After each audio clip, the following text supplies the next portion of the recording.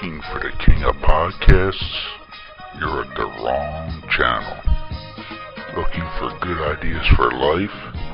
You are far from good hands. If you think the listener is always right, you are far from the right place. Hosted by a Northeasterner by birth, a rebel by choice. If you want a host that floats between love and madness, then play on and listen to Crazy Train Radio. What up? Excuse me while I whip this out. Oh, gnarly! Say what again? Say what again? I dare you. I double dare you, motherfucker. Say what one more goddamn time. I knew it. I'm surrounded by assholes. And good evening, friends.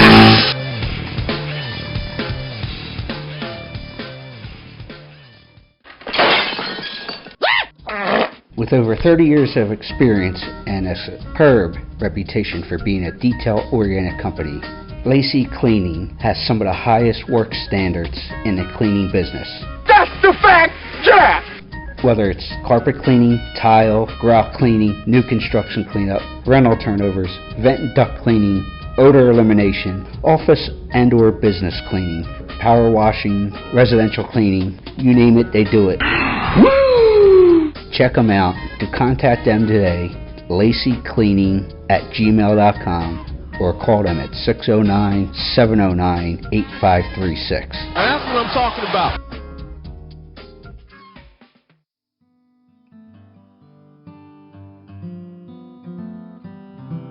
Are you annoyingly even keel? E-methamine could be right for you. I have a disease, alright? I need help! E-methamine lets you get gagged up on whoop chicken parts without yellowing one's teeth. Yeah! Contact your doctor today if you experience the following. Oh my God! Increases in blood flow, boost in testosterone, ending of erectile dysfunction. You're naughty.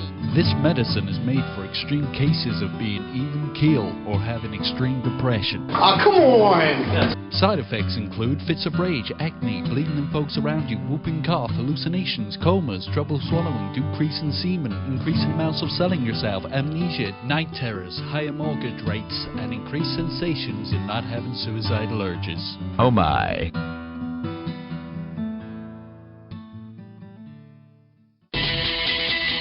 How do you like me now? Hey, this is Bob Holly, and you're listening to Crazy Train Radio.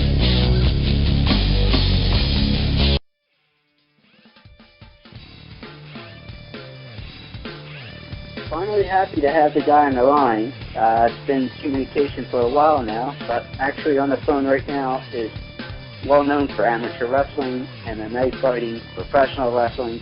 Guy has his hand in several different fields. Dan the Beast Severn. Dan, what's going on? You name it, it's going on.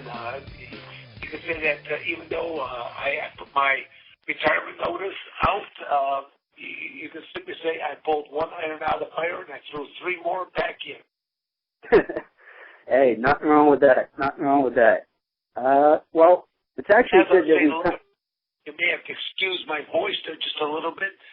This past Saturday, I was at an amateur wrestling tournament. I'm a volunteer coach for the local Coldwater junior high wrestling program. And they had their conference meet. And old Coach Severn was barking up a storm. And needless to say, the young men, they did just fine. Well, that's good to hear the team did just fine. But speaking of the amateur wrestling, it's actually good that we're having you on now because of the hot topic that I guess about the past 2 weeks to a month now with the Olympics. Do you have an opinion on what's going on with the amateur wrestling with the Olympics in 2020? When I first heard about it, I was almost like flabbergasted. I said, you got to be kidding me.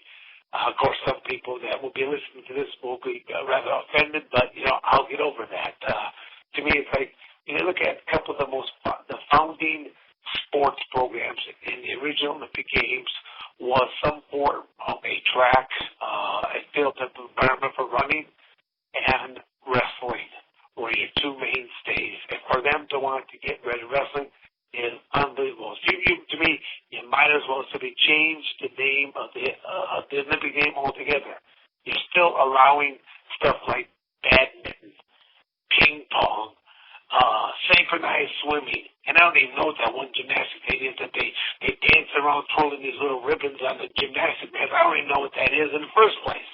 You know, I endure these other sports hoping to catch a glimpse or two of wrestling. So it just boggles my mind that they're looking at trying to eliminate it, although there are a couple more votes that will be taking place between now and September to really find out the final fate of wrestling and the Olympic Games. Well, do you think an uproar that has been going on online and other venues will allow to stay in the Olympic Games? Well, I don't jump online and get into too many chat rooms, stuff like this. I'm aware of what's taking place.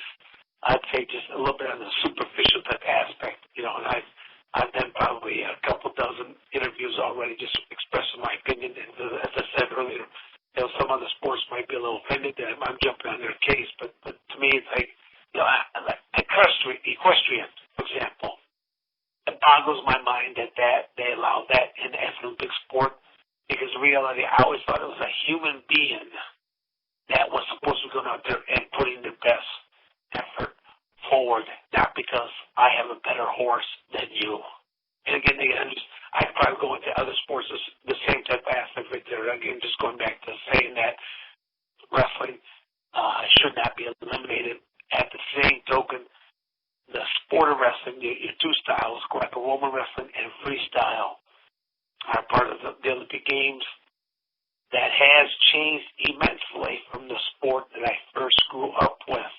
And what I've competed in, it has changed so much, it almost doesn't resemble what I once knew. And that's a shame that they've got this little world governing body by the name of FILA that continues to change the sport, and then to me, in a way, almost destroy it from its original roots.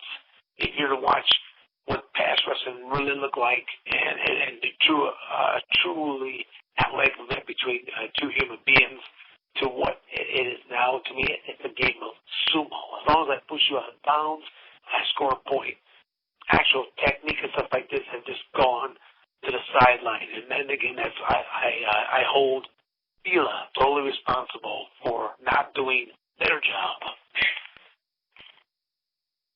Well, as far as scoring and everything you just mentioned there, you actually were involved with what still to this day some people say scoring controversy back in the 80s going for the Olympics. What do you remember that, and has your feelings changed at all as far as what happened with you?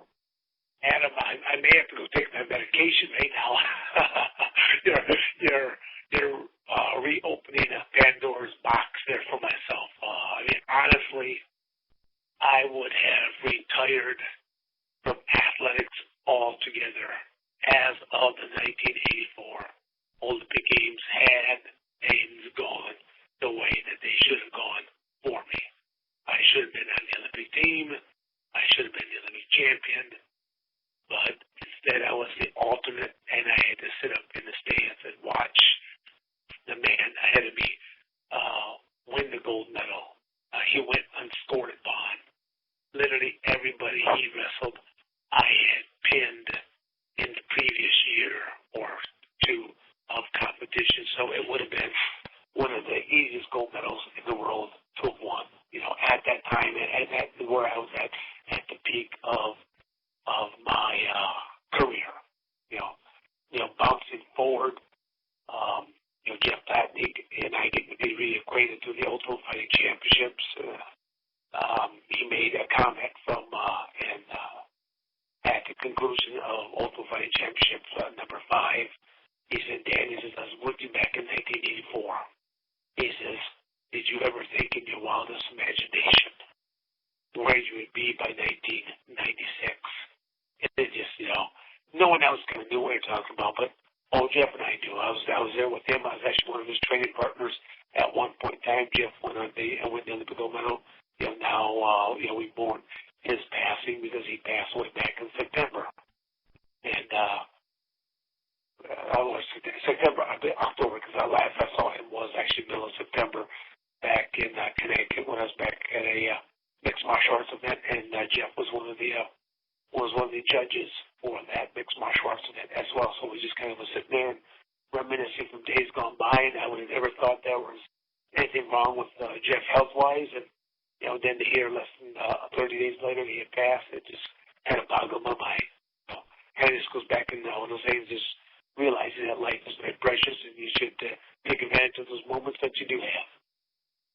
Well, speaking of because obviously a lot of people know you probably best from the MMA, and if you retired in '84, who knows what would have happened or anything. But you actually got your. Sorry, go ahead. For me saying that, for interrupting, for me even to go through it, go into that little tangent, I really feel like I was at the peak of my career from 1984 to 1986 because of what happened, what I had to endure.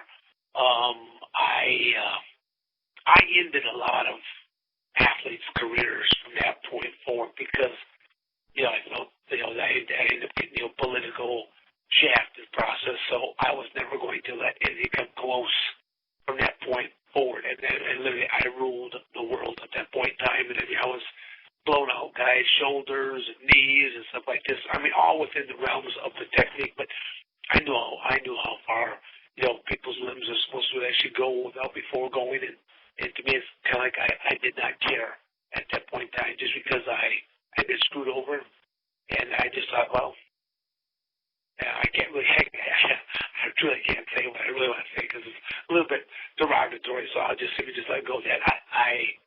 Even though this took place back in 1984, there's still certain aspects of that still fuel me to this day. Well, there's nothing wrong with a little motivation, that is for sure. But you were jumping ahead a few years to your MMA, which a lot of people know you for. You actually, a buddy of yours, if I had read this correct, had some videotapes of somebody early on UFC fights. Did that help, or what made you say, I want to give this a shot? A friend of mine out of Detroit, at the time that the Ultimate Fighting Championship was playing, it was the best known mixed martial arts company, and then there's a company that actually started mixed martial arts, but the predecessor to mixed martial arts, most of your listeners are used to the term mixed martial arts, but the predecessor before that was known as no holds barred. The product that people watch today, mixed martial arts, has approximately 37 rules. Part of those 37 rules, there are weight classes, there are time periods, the athletes wear gloves, and they fight one opponent in a given evening. Going back to that no-holds-barred era, is how that company first started, there were only two rules that you had to abide by. Those being, do not bite your opponent, do not stick your fingers in their eye socket. End of the rules. So anything you could possibly imagine and let your imagination go wild, you were good to go as long as you violate those two rules. There were no weight classes. There were no time periods. It was an 8-man tournament. You had to face and defeat 3 opponents in a 2-hour pay-per-view, and this was all done bare-knuckled. So it was just a whole different commodity than as it is today. But then also, the athletes of today are much better than the athletes of yesterday as well. And the reason I just say it like that is that the mixed martial arts term was not really being utilized. A lot of the athletes were simply one-dimensional, and I throw myself into that category. They might have had just a boxer versus someone from judo, karate versus a sumo, a wrestler versus a Muay Thai. So you were categorized as either being a striker. Again, that striker could have been anything from a boxer, kickboxer, Muay Thai, karate, kung fu, or a grappler, which you could be jiu-jitsu, sambo, judo, a wrestler. And as the sport started to evolve, the wrestlers, when the match was start, the match was undefeated, the wrestlers realized, or I should say the grappler category realized that I need survival skills from being punched, kicked, elbowed, kneed, until I or jamming my opponent up against that cage wall. And the strikers realize I'm okay while I'm on my feet. But if I should be clinched, taken down, or jammed up against that cage wall, I just lost 90+% of my arsenal. So that is where the sports truly started to evolve, was as it was unfolding before our eyes. There were no training manuals, no training camps, things of that nature that you can go and do. Should be people were making these up as they went. Now, you go fast forward here close to almost 20 years now later, you are seeing the sport is still evolving, the athletes are still evolving. I think in the next couple years, say 3 to 5 years, you're going to see this new mixed martial art athlete that was basically born with it, has trained it from probably age 4 or 5 and on. And they are going to be doing some really incredible things that, some people, like John Jones, are seeing what he's doing out there and things of that nature. I mean, he's going to look old and slow compared to what some of these new guys will end up doing. So that's just the evolution of sport that this new generation will come up that has been with it that much longer, training it and trying to implement new techniques, new tactics, and it will come about. Well, with as you mentioned earlier there, with the no holds barred, with yourself with a personal wrestling background amateurly, was there another style that you worked against that kind of concerned you because you were disciplinarian as a wrestler? Well, yeah. I mean, even though I walked in there and the UFC, the UFC has had 3 different ownerships. The very original ownership, I believe, was Orion Gracie and Art Davey, a very dear friend of the family. Second ownership was Bob Meyerowitz of the Singapore Entertainment Group out of New York. And then the current ownership of the Fertitta brothers, along with Dana White. And would you bring me back on task here, Adam? What was the original question? Well, was there a style that concerned you personally that you didn't show it, obviously, as a competitor, but was there a style that, whether it was against a boxer or jiu-jitsu or some of the other styles you were talking about, whoa, I might have this is going to be a tough day in the office? Well, no, it's, really what represented the biggest obstacle for me would have been another grappler, another wrestler, because that was the strength that I brought. My premise when I walked in there the very first time, I was a last-minute fill-in, and I only trained 5 days, an hour and a half a day, over in Lima, Ohio, with Al Snow and a couple of his other professional wrestling proteges. A professional wrestling ring, 16 by 16, was the closest thing that I could find to a cage. And they had an old pair of boxing gloves, and they simply just would rotate the boxing gloves between the 3 of them. One would go until they got tired, and then they'd give the gloves to the other guy, rotate them in on me, and all they were doing was trying to punch, kick, trying to do whatever they could to do, to prepare me, and I was simply just trying to avoid being punched, kicked, close the distance as quickly as I possibly can, get the clinches, takedowns, throws, things of that nature. So once I had them down on the ground, I simply slapped on amateur wrestling techniques, turned them illegal, made them kind of scream and squawk a little bit there, and that was my training camp. So I always tell people that when I walked into my very first UFC, I was just a wrestler. I never trained a single strike. I never trained a single submission. Mine was just simply just amateur wrestling techniques turned illegal. That's all it really was. And, I had good results in that. And then, Bishop, as a runner-up in UFC number 4, by contract, it allowed me to come back again.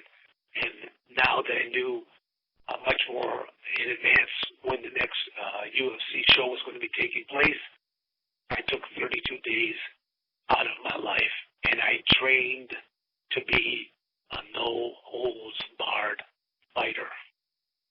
Do anything I want except fight or stick fingers in eye socket. And I actually have some pretty creative things I wrote down there to work, but that I think a lot of people would be blown away now to realize that as I was rolling around with these guys down on the ground, I'd reach up and I would grasp their right ear and just held it. And then I'd release and I'd be roll around, get into whatever different position that I'd reach up and I'd grasp their other ear. And they're like, oh, they asked me, what are you doing? I said, well, I just ripped your ear off. They're like, you can't do that. I said, there's only two things I can't do to you. That is bite you and stick a finger in your eye socket. Other than that, I can take your life and there's nothing you can say about it. It's in the rule book. Hey, there was only 2 rules, like you said. Yep. Because obviously you wouldn't understand this question with the professional wrestling background as well. But with both styles of professional fighting that you did, I know you worked a lot in Japan as well as the U.S. With the no holds barred or the MMA, was the crowd different in Japan compared to the U.S. fans here? Well, I would say, the fan definitely was different in Japan. I think that in Japan they have a greater appreciation of professional wrestling. Again, I'm going at that same type thing. Again, I was just in there a year ago for yet another professional company, and again, it was a great kind of reunion for the old defunct UWFI group, and a great reception when it took place. But it had its time, and people have moved on from there. But at the time period when I was going to Japan, incredible crowds, 12 to 16,000 people, which were unheard of for a professional wrestling crowd, and they just, they were much quieter than an American fan, but they appreciated it for what it is, a craft in order to sustain a little bit of, disbelief, taking on that character, and they just wanted to kind of just leave it in what they're watching during the time that they were there. Well, I know your voice is a little slow, but I have one more question for you. I had heard that you were actually doing a lot of training for officers and different lines of professions like that. What can you tell me about that? Adam, I take a great deal of pride in what I do, and I've never been in a fight in my entire life, and people find it hard to believe from what they see me do in mixed martial arts matches. But to me, I always refer to that as competition. Even Big John McCarthy, he used to say, he says, Severn, he says, you're the guy out. He says, you're one of the scariest guys out there. He says, you're just farting around, competing with these guys, and he goes, and these guys are looking to take your head off and end your career. He goes, you're the scariest cat because he got a chance to know me more on a much more personal basis, and then realize what a different commodity I am. I didn't have any of these stories of being raised, as an orphan and the mean streets of whatever city and stuff like this. To me, it's like I don't know how old you are, Adam, but have you ever heard of the TV show Waltons? The Waltons? Yes, I have. Well, I always tell people I grew up on Walton's Mountain myself. Part of the big scandalous type things us rascals will get into is maybe cow tipping or something like that. So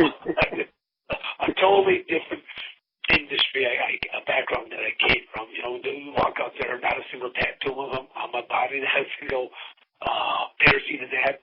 I've had more of these young competitors are like, kids, like, you remind me of my father, which I'm probably the age of many of their fathers, if not older than most of their fathers. So, and I went off a little bit of a tangent there with you, but I just thought I'd just take it a little bit more memory lane on some different aspects. But being involved in law enforcement, corrections, I work with the air marshals, border patrol, our military. I take a great deal of pride in what the knowledge that I acquired. Starting way back when, and I always say I started my amateur wrestling career in 1969. I won my first national title in 1972. When were you born there, Adam? 1984, actually, sir. Yeah, so just well, I always tell people I've been competing and traveling longer than most people have been alive, and I still know that I will, even though I retired from mixed martial arts, as I said earlier, I just took 100 out, throw 3 more back in. I've always been a very busy person. I will continue to do so, and I will work with mixed martial arts companies to try to take the sport on to the next level, helping athletes, but then also my first love is still teaching amateur wrestling. And like I said, due to the way you hear my voice, it is not my normal voice, but being hoarse, because my first love is still teaching amateur wrestling, and I do have my youngest son who is just in junior high, so I look at that. Danny B. Severn will be involved probably pretty heavily for another decade of amateur wrestling, so I won't be riding off into the sunset anytime soon. But your listeners, if they want to find out more about all the different things that I do, the speaking engagements I do with juvenile centers, all the programs that I do with kids, what I do with law enforcement corrections, I mean, go into my website at dansevern.com. I mean, literally, I've been accused of having twins, clones, and even then, because I've been around so long that it can't still be me being out there. I must be the son of, it must be Dan Severn Jr. that's out there around and going, nope, I'm the same cat that's been out there terrorizing athletes around the country and around the world for quite a few decades. And I'm good for at least one more. Hey, couldn't say it better than my DanSevern.com. Go check him out, see what he's got going on. Dan, feel better.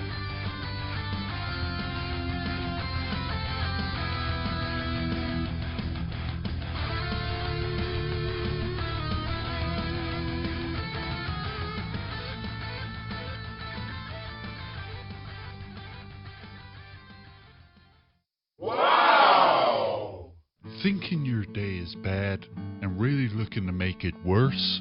Why not try downloading this new classic set of music that will be dropping so far off the charts there's bound to be injuries. Now that's what I call depressing. It's gonna make those who are even close to having the slightest glimmer of hope want to jump off the highest of planks. For those that are getting Now That's What I Call Depressing, you'll be getting that song that reminds you of that relationship with those cougars, Wrinkled Ladies.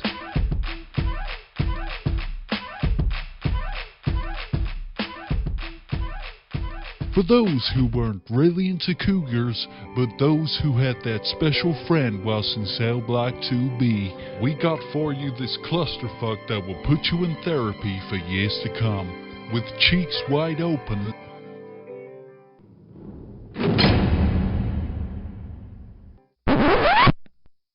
Who the fuck writes this shit? Oh hell, we're still recording this commercial. Always with you, it cannot be done. Those that rather have it out than in. This loaded hit will be dropping soon, farthing in the USA. For those who place their order by calling or ordering online, the next 100 folks will receive their choice of either a noose of good quality that won't snap and installation of a new outlet next to your bathtub so you can now blow dry your hair in a full tub.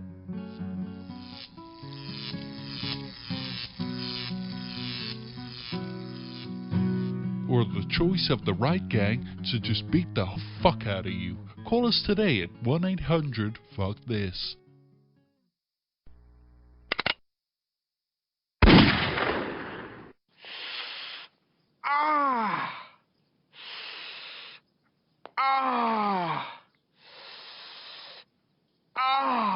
Not all football helmets are created equal. Zenith, the industry leader in protective technology, is the only helmet in the game with adaptive head protection featuring a shock suspension system that can move independently from the helmet shell. Headquartered and developed in Detroit, Zenith is committed to player safety and revolutionary innovation. Zenith is proud to protect athletes at every level from Pee-wee to the pros. Learn more about the Zenith difference at zenith.com. That's XENITH.com.